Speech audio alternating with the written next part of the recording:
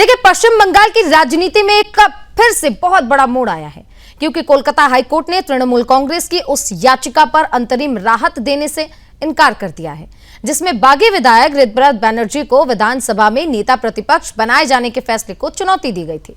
अब अदालत के इस फैसले के बाद से फिलहाल विधानसभा स्पीकर का यह निर्णय बरकरार रहने वाला है। अब यह फैसला ऐसे समय में सामने आया है जब तृणमूल कांग्रेस पहले से ही अंदरूनी कलह, असंतोष और भ्रष्टाचार के आरोपों के साथ साथ संगठनात्मक चुनौतियों का सामना कर रही है। सवाल सिर्फ एक कानूनी फैसले का नहीं है, बल्कि उस राजनीतिक संदेश का भी है जो बंगाल की सत्ता के गलियारों में अब गूंज रही है। सबसे बड़ा सवाल यह है कि क्या ममता बनर्जी की पार्टी उसी रास्ते पर आगे बढ़ रही है जिस पर करीब 15 साल पहले वाम मोर्चा पहुंच गया था।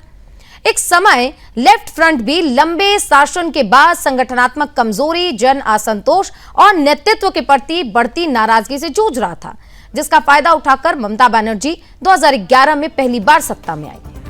आज तृणमूल कांग्रेस क्या उसी सत्ता विरोधी माहौल, आंतरिक बगावत और कानूनी चुनौतियों के दबाव में है, या फिर यह केवल विपक्ष द्वारा बनाया गया एक राजनीतिक नैरेटिव है? आज की बहस में यही बड़ा सवाल होगा कि क्या बंगाल में इतिहास खुद को दोहरा रहा है या ममता बनर्जी अभी भी सबसे मजबूत राजनीतिक चेहरों में से एक है, क्योंकि ममता बनर्जी अपने चेहरे को नहीं बचा पाई हैं, ममता बनर्जी अपनी सीट को नहीं बचा पाई हैं, और जब से चुनाव में हार का सामना ममता बनर्जी को करना पड़ा है, उसके बाद से पार्टी के जितने भी बड़े नेता, बड़े चेहरे हैं, उनमें असंतोष जो था वो अब खुलकर सामने आ गया है। ऋतव्रत बैनर्जी, जिन्होंने 60 लगभग विधायक लेकर अलग पार्टी का दावा ठोक दिया और उन्होंने कह दिया कि टीएमसी यही असली है, ममता बनर्जी वाले को तो हम नहीं जानते, नहीं मानते। लेकिन स्थिति अब यह हो गई है कि कोर्ट ने मान लिया है कि ऋतव्रत बैनर्जी अब एलओपी यानी कि लीडर ऑफ ऑपोजिशन होंगे। इससे ममता बनर्जी को तो झटका लगा ही लगा है, लेकिन ममता बनर्जी की पार्टी में अभिषेक बनर्जी को लेकर एक अलग ही लेवल का बहस चल रहा है, एक अलग ही लेवल की लड़ाई चल रही है। सबका यही कहना है कि अभिषेक बनर्जी को हम नहीं मानेंगे, अगर मानते हैं तो ममता बनर्जी को मानेंगे, लेकिन अभिषेक बनर्जी को जिस हिसाब से सिर्फ भतीजा होने का फायदा मिला है, उनका पहले कोई भी पार्टी में बहुत बड़ा योगदान नहीं है, उनको सिर्फ ममता बनर्जी के भतीजे होने का फायदा मिला है। फैसले उन्होंने ऐसे ऐसे लिए हैं जिन पर कोई भी नेता सहमत नहीं था, लेकिन क्योंकि अभिषेक बनर्जी का वो फैसला था, उसको ज्यादा मान्यता दी गई, ज्यादा तवज्जो दी गई है। लेकिन अब सवाल ये भी है कि जो स्थिति बंगाल में देखने को मिल रही है टीएमसी की, इसके बाद आगे ममता बनर्जी के पास क्या राह बचती है? और जिस स्थिति में इस वक्त चल रहा है सब कुछ, लगता नहीं है कि 2031 तक टीएमसी बचेगी चुनाव लड़ने के लिए। यह भी सवाल है कि 2011 में जब ममता बनर्जी सत्ता में आई थी, सत्ता में आने के लिए, तब ममता बनर्जी ने अपना चुनावी नारा दिया था, मां माटी मानुष। 2016 में यह नारा बदला और उन्होंने साफ तौर पर कहा कि बदला नहीं, बदलाव चाहिए, यानी कि बदला नॉय बदल चाहिए। यह बात ममता बनर्जी ने 2016 के चुनावी मौजूदगी, चुनाव का जो पूरा माहौल था, उस दौरान उन्होंने यह नारा दिया। 2021 जब ममता बनर्जी ने यह नारा दिया कि बांग्ला निजेर में के चाय, मतलब बंगाल अपनी ही बेटी ममता बनर्जी को एक बार फिर से मुख्यमंत्री के तौर पर देखना चाहती है। 26 में यह नारा बदला और 2021 का एक और नारा जो बहुत फेमस हुआ था, खेला हबे। क्या वही खेला अब बंगाल में हो रहा है? क्योंकि इधर विपक्ष बार बार आरोप लगा रहा है कि बीजेपी सांसदों को, विधायकों को खरीदती है, तोड़ती है, पार्टी के अंदर कलह पैदा करती है। लेकिन कलह पैदा करना और इस तरीके से पार्टी के अंदर बगावत, ये क्या किसी पार्टी के द्वारा संभव है? इस पर आज हम चर्चा करेंगे, लेकिन उससे पहले आपको कुछ बयान सुनवाते हैं।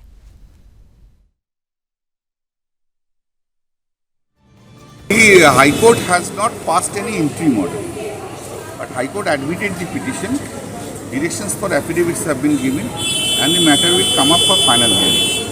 যে মামলাটা হয়েছে সেই মামলাতে যেটা হিয়ারিং হয়েছে, আমাদের বক্তব্য ছিল যে ইন্ট্রিম অর্ডার দেয়, সেই ইন্ট্রিম অর্ডার হাইকোর্ট দেয়নি, অ্যাডমিশন হয়েছে, ডিরেকশনস ফর অ্যাফিডেভিট দিয়েছে। ফাইনাল হিয়ারিংয়ে বোধহয় জুলাই মাসে কি একটা ডেট দিয়েছে ফাইনাল হিয়ারিং, আমার ঠিক মনে নেই। नहीं, वो पिछली बार भी गई थी नंदीग्राम के रिजल्ट को लेकर, उसका भी अभी तक कोर्ट में सुनवाई चल रही है, तो वो हर बार ऐसे ही करती है। हार को मान लेना चाहिए, हार जीत तो राजनीति में होती ही है, कभी जीतते हैं कभी हारते हैं, ये तो क्वाइट नेचुरल। तो कल्याण बनर्जी को भी सुना आपने और सुकांता मजूमदार को भी सुना। कल्याण बनर्जी जो कुछ दिनों पहले यही कह रहे थे कि अभिषेक बनर्जी के अंदर बहुत घमंड है, और अब ये बता रहे हैं कि भवानीपुर में जो इलेक्शन के रिजल्ट आए थे उसको लेकर ममता बनर्जी हाईकोर्ट का रुख किया है। अब उसकी सुनवाई 28 तारीख को होने वाली है। आगे बढ़ते हुए अपनी चर्चा में जो हमारे साथ मेहमान जुड़े उनसे आपका परिचय करा देते हैं। हमारे साथ अब बीजेपी के अविरल मलिक हमारे साथ जुड़ गए हैं, रतन तिवारी कांग्रेस के प्रवक्ता हैं, और हमारे साथ सुरेंद्र स्वामी सर जुड़ गए। आप तीनों मेहमानों का बहुत बहुत स्वागत। और चर्चा की शुरुआत सबसे पहले सुरेंद्र सर आपसे ही होगी। ये जो राजनीतिक उठापटक देखने को मिल रही है, अब हाईकोर्ट से एक बड़ा झटका ममता बनर्जी को लगा है, क्या लगता है आगे ममता बनर्जी के जो कुछ विधायक लेकर ममता बनर्जी अब अपनी पार्टी को बचाने की कोशिश करेंगे, ये संभवतः हो पाएगा क्या? नहीं, देखिए पार्टी में तो टूट हो चुकी, अब इसको लीगली फॉर्मलाइज होना है, इतना ही बचा। तो इसमें अब कोई दम है नहीं, जितने एमएलए उनके पास रह जाएंगे वो उनके रहेंगे, उसके कुछ समय बाद क्या होगा वो तब डिस्कशन होगा। आज तो स्थिति ये है कि देखिए जो भी लीडर ऑफ हाउस होता है वो मुख्यमंत्री बनता है, और जो लीडर ऑफ अपोजिशन को चुना जाता है वो लीडर ऑफ अपोजिशन बनता है। बिल्कुल। अब लीडर ऑफ हाउस तो कोई पार्टियां तय नहीं करती, लीडर ऑफ अपोजिशन भी पार्टियां तय नहीं करती। जो चुने हुए एमएलए हैं किसी भी पार्टी के हों, जिस भी व्यक्ति को सबसे ज्यादा बहुमत मिलता है वो लीडर ऑफ हाउस बन जाता है, मुख्यमंत्री बन जाता है। और फिर जो बचे जो विरोध में है उनको में जिसको सबसे ज्यादा मत मिलते हैं वो लीडर ऑफ अपोजिशन बन जाता है। यही है राजनीति कुल मिलाकर के। तो उसमें जो रीत व्रत बनर्जी हैं उनको 64 एमएलए का 80 में से सहयोग प्राप्त है, तो निश्चित रूप से वो स्पीकर ने उनको एडमिट कर लिया, उन्होंने चिट्ठी दी, सब लोगों ने आके बताया कि हम इनके साथ हैं, तो वो लीडर ऑफ अपोजिशन बन गए। तो अभी तो असेंबली में कोई पार्टी को मतलब अलग से गुट बनाने की किसी की कोई जरूरत नहीं है। हाँ। अब ममता बनर्जी क्या स्टैंड लेंगे कोर्ट में जाके? वो ये कहेंगे स्पीकर का डिसीजन गलत है, वो इंटरफेयर नहीं होता, सुप्रीम कोर्ट की इतनी सारी रूलिंग, एमएलए उनके साथ है नहीं, बिल्कुल एफिडेविट देते रहेंगे, वकील लोग बहस करते रहेंगे, तारीखें लगती रहेगी, और ये जो है विधानसभा में ये बने रहेंगे। फिर थोड़े दिन बाद ये क्लेम करेंगे कि भाई हम ही असली टीएमसी हैं, हमारे पास 2/3 से ज्यादा बहुमत है, और जब जो कार्यकर्ता हैं उनको लगेगा संगठन के लोगों को कि अब तो ममता पे कुछ बचा नहीं, तो वो सब भी इधर आ जाएंगे, और 2/3 बहुमत के साथ ये जो बागी दल है, ये बागी दल नई टीएमसी बन जाएगी, असली टीएमसी। और जो पुरानी टीएमसी है ममता बनर्जी की, वो टीएमसी ममता बन जाएगी। और लेकिन सुरेंद्र सर ये भी तो है ना कि अगर ममता बनर्जी और उनकी पार्टी ने पहले ही अपने नेताओं की बातें सुनी होती, उनके जिनका उनका संशय था वो सारी चीजों को अगर ध्यान में रखा होता तो शायद कम से कम आज पार्टी के नेता तो साथ नहीं छोड़ते। चुनाव में हार जीत तो लगा रहता है। रतन तिवारी जी आपसे ये सवाल हो गया, क्योंकि जो स्थिति हम लोग देख रहे हैं इसमें कई बार विपक्ष की ओर से ये आरोप भी लगते रहे हैं कि बीजेपी तोड़ने की कोशिश करती है, बीजेपी खरीद फरोख्त की कोशिश करती है, लेकिन खरीद फरोख्त तक जो अब आप लोग ये आरोप लगाते हैं इसका आधार क्या? सबसे बड़ा सवाल ये है, क्योंकि जो स्थिति हम लोग देख रहे हैं यहाँ पर तो सिर्फ और सिर्फ अभिषेक बनर्जी पर ज्यादा आरोप लग रहे हैं कि असंतोष है, बहुत घमंडी है, बिना कुछ पूछे बिना कुछ डिस्कशन किए वो अपना फैसला सुनाते और हम नेताओं के सुनते ही नहीं है। सुचित्रा जी, सबसे पहले आपका नमस्कार, आपके सभी पैनलिस्ट का भी नमस्कार। देखिए ये टीएमसी का मामला है और इस विषय पे टीएमसी के लोग ज्यादा अच्छी तरीके से बता सकते थे।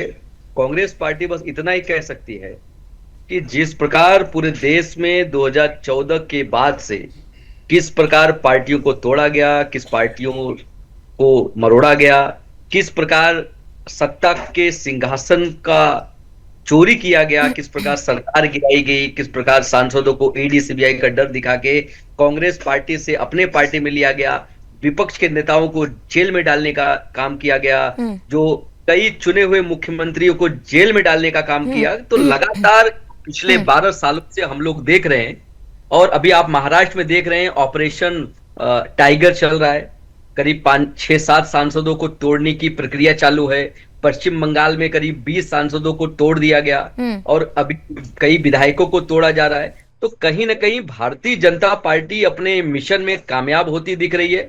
हम तो लोगों से एक ही चीज कहना चाहते हैं, सारे लोगों से कहना चाहते हैं कि जिस प्रकार अगर जनता ने वोट दिया था तो भारतीय जनता पार्टी के खिलाफ हमें रतन जी, वोट मुझे नहीं पता आपने जानबूझकर या अनजाने में ये बयान दिया है, लेकिन आप इनडायरेक्टली ये कह रहे हैं कि कांग्रेस में रहने के दरमियान आपके भी कई नेताओं ने भ्रष्टाचार किया होगा, जिनको ईडी और सीबीआई का डर दिखाकर बीजेपी ने अपने पाले में कर लिया। बिल्कुल बिल्कुल सुचित्रा जी, आप बिल्कुल सही कह रहे हैं। अजीत पवार जी हमारे पार्टी में नहीं थे, लेकिन हमारे सहयोगी हुआ करते थे। हाँ। इनके ऊपर आरोप लगाने वाले भाजपा के नेता नहीं, हाँ। उनके ऊपर आरोप लगाने वाले भाजपा के सुप्रीम लीडर हाँ। नरेंद्र मोदी जी, जो भाजपा के हाँ। सबसे बड़े नेता हैं और देश के प्रधानमंत्री हैं। उन्होंने भोपाल में कहा था 70,000 करोड़ का एनसीपी का घोटालेबाज अजीत पवार, उसे जेल में डालने का काम किया जाएगा। ठीक है, मात्र ठीक है, मतलब आप ये कह रहे हैं कि ज्योतिरादित्य सिंधिया भी भ्रष्टाचारी थे, जितिन प्रसाद भी भ्रष्टाचारी थे, आरपीएन सिंह भी, सुनील जाखड़ भी, गौरव भल्ला, सब भ्रष्टाचारी थे और सब चले गए बीजेपी के पाले में क्योंकि उनको जांच एजेंसियों का डर दिखाया गया। ईमानदार हो गए, वहां पे जाने के बाद ईमानदार हो गए। नहीं, आपके पार्टी में रहकर तो वो भ्रष्टाचारी थे ना, आप ये कह रहे हैं। मैं वही कह रहा हूं कि हमारे अच्छा। पार्टी में शुभेंदु अधिकारी टीएमसी में थे, हमारी पार्टी में हेमंता बिस्वा शर्मा थे, हमारी पार्टी में नारायण राणे थे, हमारी पार्टी में अशोक चौहान थे, सारे भ्रष्टाचारी हुआ करते थे बीजेपी की नजर में। ठीक है, सुरेंद्र सर आपके पास आती हूँ अविरल। सुरेंद्र सर, आप सुन रहे हैं, वो क्लियरली नेशनल टेलीविजन पर बैठ के यही कह रहे हैं कि हमारे नेता जितने भी थे भ्रष्टाचारी थे और वो सब बीजेपी में चले गए और क्योंकि उनको जांच एजेंसियों का डर दिखाया गया। हम ये नहीं करें सुचित्रा जी, आप फिर मैंने सर आपको पहले ही बोला, मुझे नहीं पता आपने जाने में बोला अनजाने में बोला, लेकिन मैंने आपसे सर 3 बार ये रिपीट किया, आपने तीनों बार एक्सेप्ट किया है कि भ्रष्टाचारी थे तभी चले गए वहां पर। हमारे पास थे तो बीजेपी को भ्रष्टाचारी नजर आते थे, उनके पास चले गए तो ईमानदार हो गए। ठीक है सुरेंद्र सर, जल्दी से फिर मैं अविरल के पास जाऊंगी। जी जी सुचित्रा जी, ऐसा है कि राजनीति का खेल बदल चुका है, ग्राउंड के रूल बदल चुके हैं, नया ग्राउंड आ गया है।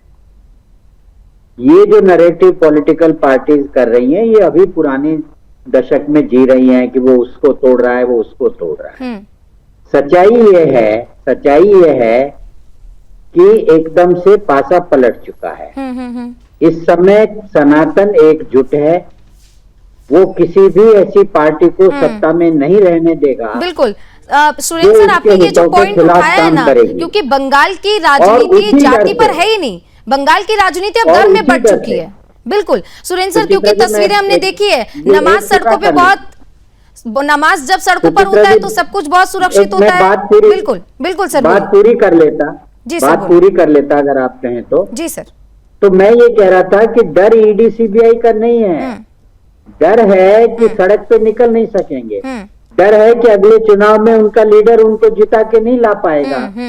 तो नेता तो सब बिल्कुल ऐसे होते हैं, सूंघते चलते हैं जमीन राजनीति। बिल्कुल बिल्कुल बिल्कुल। सबको समझ में आ गया है कि आप उन पार्टियों के साथ रहोगे जो मुसलमान की राजनीति पे निर्भर हैं, तो आप आने वाले 20 साल नहीं चुने जाओगे। आने वाला 20 साल सनातन का साल है। ठीक है। तो इन वर्षों में कोई भी पार्टी में कोई नहीं बचेगा। आप देखते जाना धीरे धीरे सब छोड़ के एक के बाद एक भागने लग जाएंगे। ठीक है। तो ये पुराना नैरेटिव है, उसने तोड़ लिया, फलाने ने कर लिया, ढिमके ने कर लिया, कुछ नहीं है। इन एमपीज को मालूम है उनका फ्यूचर नहीं है उस पार्टी में। बिल्कुल बिल्कुल। और ध्यान बहुत जरूरी है सुरेंद्र सर की, अब वो अपने में ध्यान दे। और सर मैं थोड़ा आगे बढ़ूंगी, अविरल आपके पास आऊंगी जल्दी से। एक आपका ओपनिंग रिमार्क मुझे चाहिए कि ये जो पूरी स्थिति उत्पन्न हुई है, जाहिर बात है आप लोगों के लिए बहुत फायदेमंद है, लेकिन ये भी तो कहीं गलत नहीं है ना कि जिनको आप कल को भ्रष्टाचारी बताते थे, आज आपकी पार्टी में आए तो सब दूध के धुले हो गए। देखिए, अगर बात कर जाए इस पर्टिकुलर विषय की जो तृणमूल कांग्रेस में घटना घटित हुई है, स्पष्ट है जिस तरीके से लोग ममता दीदी से और विशेषकर अभिषेक बनर्जी से असंतुष्ट हैं और परेशान हैं, क्योंकि Abhishek Banerjee member of parliament बन जाते, परिवार के होने के नाते कोई आपत्ति नहीं थी, कोई समस्या नहीं थी। लेकिन अगर ममता दीदी से भी ज्यादा अहम फैसले उन्हीं के फैसले होंगे, वही सब कुछ तय करेंगे, ममता दीदी के फैसलों के ऊपर ही वीटो लगा देंगे, सारा कुछ वही डिसीजंस लेंगे, तो मैं समझता हूं निश्चित रूप से जो पुराने लोग हैं उन्हें समस्या होगी। और एक बार तो कल्याण बनर्जी जी बहुत सीनियर नेता है तृणमूल कांग्रेस के, उन्होंने भी स्पष्ट रूप से इस चीज को अभी कहा था रिसेंटली। और जहां तक विषय कांग्रेस पार्टी का, तो निश्चित रूप से कांग्रेस पार्टी तो प्रसन्न होगी, तृणमूल कांग्रेस में जो टूट हुई है उससे प्रसन्नता कांग्रेस को होगी और फायदा भी कांग्रेस को होगा, क्योंकि कांग्रेस को वहां एक जगह मिलेगी, काम करने का मौका मिलेगा। और एरोगेंस जो था ममता दीदी का वो डिक्रीज होगा। और इंडी अलायंस में जो एरोगेंस था ममता बनर्जी जी का बहुत ज्यादा था, बहुत हाई लेवल पे था। पीएम प्रोजेक्ट खुद को करने की वो कोशिश में थी, और इससे कांग्रेस पार्टी और जितने भी राजनीतिक दल थे, समाजवादी पार्टी, तमाम राजनीतिक दलों को उससे समस्या थी। ठीक है अविरल, जो राम रतन तिवारी ने गिनाए हैं, हिमंता बिस्वा शर्मा और बाकी के कुछ नेताओं का नाम उन्होंने गिनाया है, उनके बारे में भी आप जरा कमेंट कर देते। नहीं देखिए, कोई भी राजनेता अगर भारतीय जनता पार्टी में जुड़ता है तो ईडी या सीबीआई का या किसी भी एजेंसी का, अगर कोई पुलिस का केस है, कोई एफआईआर है, तो उसे क्वैश कराने का काम भारतीय जनता पार्टी में नहीं होता। भारतीय जनता पार्टी कोई कोर्ट नहीं है कि भारतीय जनता पार्टी में कोई अप्रोच करेगा और वहां से एफआईआर क्वैश हो जाएगी। जो न्यायिक प्रक्रिया है वो जारी रहती है, चलती रहती है, वो उसी तरीके से न्यायिक प्रणाली में काम चलता है। क्योंकि अब ऐसी स्थिति उत्पन्न हो गई है जहां पर जाहिर बात है कि अगर टीएमसी बैकफुट पर है तो फायदा बाकी के पार्टियों को होने वाला है। लेकिन अब आगे भी कई राज्यों में चुनाव है, जिसमें से उत्तराखंड, उत्तर प्रदेश बहुत ज्यादा महत्वपूर्ण है, और अभी आप लोगों को लेकर सीट की लड़ाई चल रही है। आप भी जानते हैं उत्तर प्रदेश की क्या स्थिति है। ऐसे में कल को अगर ऐसा होता है कि जीत नहीं मिलती है, ज्यादा सीटें नहीं हासिल होती है, तो इसका आरोप भी आप बीजेपी पर मढ़ देंगे या अपनी गलतियों पर भी काम करने की जरूरत है, ऐसा सोचते हैं आप लोग?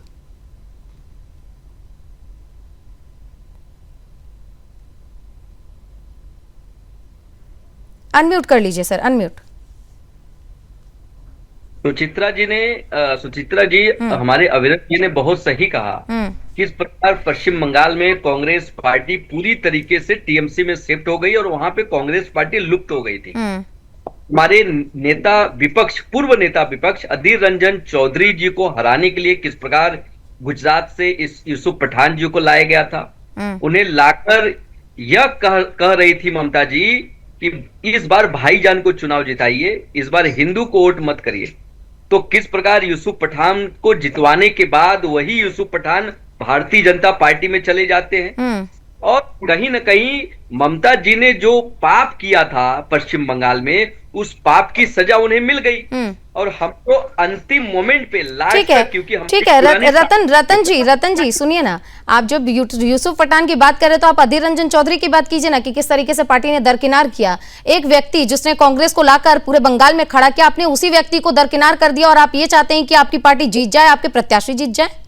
हमने कहा दरकिनार किया, हमने उनका टिकट काट दिया कि हमने उनको पार्टी से बाहर कर दिया। हम तो उनको बंगाल यूनिट का अध्यक्ष बनाया, हमने नेता विपक्ष बनाया, हम तो लगातार उनको मान सम्मान देते चले गए। हाँ, लेकिन जब जरूरत थी, जब चुनाव के टाइम पे, तब उन्होंने तो बिल्कुल आप लोगों ने बिल्कुल उनको ऐसा दरकिनार किया कि वो इतने असंतोष में चले गए थे। कई आरोप भी लगे, लेकिन वो भी एक सच्चे आपके वो सिपाही निकले जिन्होंने एकदम लंबे समय तक आपका साथ दिया था और अंत तक आपका साथ दिया। आज भी हमारे साथ है सुचित्रा जी। लेकिन मैं फिर कह रहा हूं कि अभी पश्चिम बंगाल में कांग्रेस मजबूत स्थिति में आपको आने वाले समय में दिखाई देगी। कांग्रेस पार्टी अपना संगठन सृजन अभियान के माध्यम से जमीन पे कार्यकर्ताओं की बड़ी लंबी फौज तैयार कर रही है, और जो हुआ अच्छा हुआ, कांग्रेस पार्टी के लिए बहुत अच्छा हो गया है। ठीक है सुरेंद्र सर, एक कमेंट आपसे मैं जल्दी से चाहूंगी। ये पूरी स्थिति और जो हम देख रहे हैं वाम दल ने किया, उसके बाद से राजनीति बिल्कुल से शिफ्ट हुई, एंटी इनकम्बेंसी इतने सालों की थी, अब ममता बनर्जी को बहुत बड़ी हार का सामना करना पड़ा। क्या लगता है आगे वाले चुनाव में टीएमसी जो ममता बनर्जी के साथ रहने वाली, क्या अस्तित्व उनका रहेगा, या फिर आने वाले चुनाव में अब सिर्फ ऋतव्रत बनर्जी ही नजर आएंगे? नहीं, वो रहेंगी, लीडर ऑफ अपोजिशन बनी रहेंगी। और मैं ये बिल्कुल भी नहीं मानता हूं कि वहां वामपंथ और कांग्रेस की वापसी होगी। मैंने आपको पहले ही कहा, लीडर कितना ही तानाशाह क्यों नहीं हो, कितना ही कम उम्र नहीं हो क्यों नहीं हो, उसके अंडर में सीनियर काम करते हैं। आप कांग्रेस देख लीजिए, आरजेडी देख लीजिए, सपा देख लीजिए, तो ऐसा मत कहिए। और जहां सत्ता जो दिला सकता है उसके पास ये पार्टियां जाती हैं, चाहे पूरी पार्टी जाए और चाहे उसमें से टूट के जाए। अब कांग्रेस ने तमिलनाडु में क्या किया, आप बताइए ना। डीएमके के साथ चुनाव लड़ी और वहां सत्ता मिली तो उनके साथ चली गई। बिल्कुल टीवीके के साथ। तो ये कुछ नहीं है, ये जो सनातन की जो आई है राजनीति, इसमें किसी भी ऐसी पार्टी को कोई कहीं फायदा नहीं होगा कि वो सत्ता में वापस आ सके। अभी इनके 2 एमएलए हैं कांग्रेस के, अगली बार 5 एमएलए हो जाएंगे। यूपी में आपने देखा इन्होंने क्या क्या, मतलब अखिलेश के साथ मिलकर लड़े, फिर प्रियंका गांधी इनका तुर्क का हुक्म का इक्का था, या बेगम कहिए, उनको उतारा, फिर भी वही 2.5% वोट, वही 2 MLA। आप इस बात को लेके चलिए कि ये सब कहने सुनाने की राजनीतियों के बहाने ठीक छोड़ने है, के ठीक पार्टियां। है। माफी के साथ सुरेंद्र सर दिक्कत आपको यही रोकना है- चाहूंगी, क्योंकि जो स्थिति इस वक्त उत्पन्न हो रही है, कहीं ना कहीं अगर कांग्रेस इस बात को एक्सेप्ट कर रही है तो कांग्रेस को अपने अंदर की चीजों को भी ठीक करने की जरूरत है, जैसे टीएमसी को इस वक्त पड़ रही है। बहुत बहुत शुक्रिया, आप तीनों मेहमान हमारे साथ जुड़े, रतन जी आपका भी, अविरल आपका भी और सुरेंद्र सर आपका भी। तो कुल मिलाकर स्थिति इस वक्त ऐसी है टीएमसी की कि न घर के रहे हैं न घाट के रहे हैं। ऋतव्रत बनर्जी अब लीडर ऑफ ऑपोजिशन है। देखते हैं आगे बंगाल की राजनीति में क्या नए मोड़ आते हैं। फिलहाल के लिए नमस्कार।